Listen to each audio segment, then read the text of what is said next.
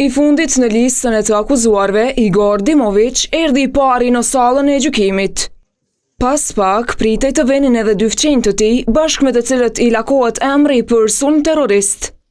Por për dallim nga Dimović, Dragisha e Jovan Vicentjević u sallën të prangosur në gjykatën themelore të Prishtinës. Vëllezërit Vicentjević u ulën në krahun e djathtë të Dimovićit, ngjashëm siç dyshohet se u kishte qëndruar ky më 29 nëntor të 2024-s për shpërthimin në kanalin e Ibër Lepencit në Varag të Zubin Potokut.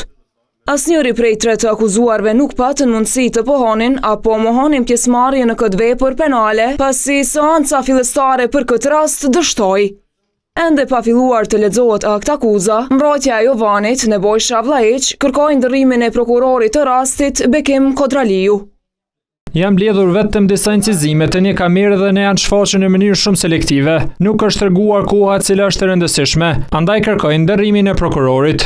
Akt akuza prej rreth 100 faqesh nuk ju duk gjithëpërfshirëse as mbrojtjes së Dragishës. Kurse mbrojtja e Igor Dimovićit spati ankesa. Pavarësisht kritikave rreth akt akuzës, prokurori u shpreh i bindur se atë e përpiloi siç është më së miri. Kemi konsideruar që dëshmitarit që ka propozuar, nuk paraqisin ndonjë relevancë. Kështu, seanca u shty deri në një vendim të kryeprokurorit.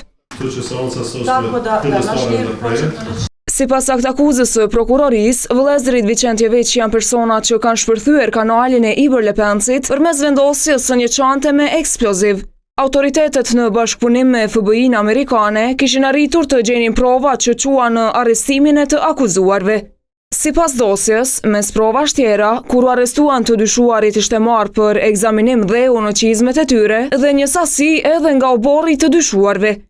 Gjithashtu për krahasim kishin marrë edhe dheun i cili ndodhej pranë kanalit të Ibër Lepencit. Ngjashmëria, sipas PSRK-s, vërteton se të akuzuarit kanë qenë prezant në vendin ku ka ndodhur shpërthimi. Jovan Vicentjević, i cili akuzohet edhe për spionazh, është i dyshuari kryesor që ndezi fitilin e tritolit.